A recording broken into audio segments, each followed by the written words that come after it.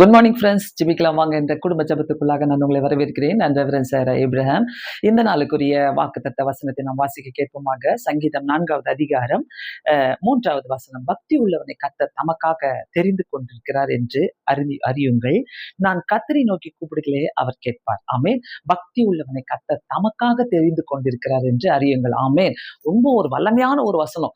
நம்ம ஆண்டவர்கிட்ட பக்தியா இருக்கும்போது அந்த பக்திகளை அவர் விரும்புகிற தேவனா இருக்கிறார். அந்த பக்தி உள்ளவனை கர்த்தர் தமக்காக தெரிந்து கொண்டிருக்கிறார் என்று அறியுங்கள்.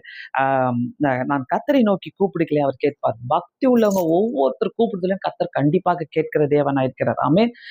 அதனால நம்ம ஆண்டவரோடு கூட சேர்ந்து ஆண்டவரோடு கூட ஐக்கியத்துல நம்ம இருக்கும்போது, பக்தியா இருக்கும்போது கண்டிப்பா அந்த ஜபங்களை கேட்கிற தேவனா இருக்கிறார். கண்டிப்பா இந்த ஜபத்தை வைத்து, இந்த வசனத்தை வைத்து நாம் இந்த நாளிலே ஜெபிக்கலாம். பரலோக பிதாவே, பக்தி உள்ளவனை கர்த்தர் தமக்காக தெரிந்து கொண்டார் என்ற வாக்குத்தத்தத்துக்காக நன்றி. இந்த புதிய நாளுக்காக நன்றி இயேசு சுவாமி. ஆண்டவரே, இந்த உலகத்துல உமக்காக நாங்கள் பக்தியா வாழ்வது ஆண்டவரே எவ்வளோ பெரிய ஒரு பாக்கியம் என்பதை நாங்கள் அறிகிறோம் இயேசு சுவாமி. அதற்காக நன்றி ராஜா. ஆண்டவரே, உம்மோடு கூட ஐக்கியப்பட்டவர்களாக பக்தியோடு வாழ கர்த்தர் உதவி செய்வீராக இயேசு சுவாமி. பரலோக பிதாவே, உமக்கு ஸ்தோத்திரம் ஆண்டவரே. உம்மை துதிக்கிறோம் ஐயா. உமக்கு நன்றிகளை செலுத்துகிறோம் இயேசு சுவாமி. விடுதலையின் தேவன் அப்பா நீர் ஆண்டவரே. இயேசு சுவாமி, எங்களோடு கூட இருக்கிற தேவன் ஆண்டவரே.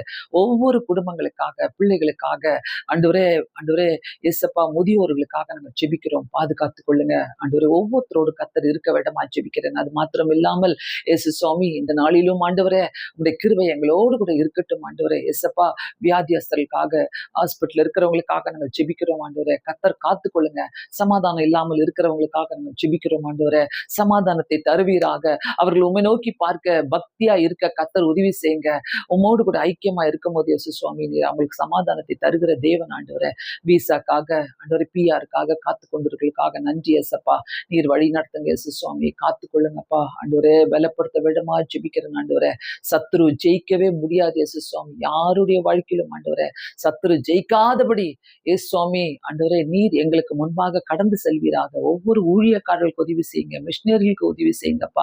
ஊழியங்களை ஆசீர்வதிங்க ஆண்டவரே. எல்லா பேரழிவுகளுக்கும் ஆண்டவரே, வியாதிகளுக்கும் நீர் எங்களை விலைக்கு காத்துக்கொள்ள வேண்டுமா ஜெபிக்கிறேன். உடைய நாம மகிமைப்படட்டும் ஐயா. வழி நடத்துங்க இந்த நாள் முழுவதும் ஆண்டவரே.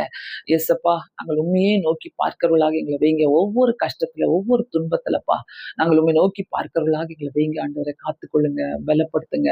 இயேசு கிறிஸ்துவின் நாமத்தினாலே வேண்டிக் கொள்கிறேன் பிதாவே. ஆமேன். கண்டிப்பாக ஆண்டவரை நோக்கி நம்ம பக்தியா இருக்கும் போது நம்முடைய தேவைகளில கர்த்தர் நின்று நமக்கு உதவி செய்கிற தேவனாய் இருக்கிறார்.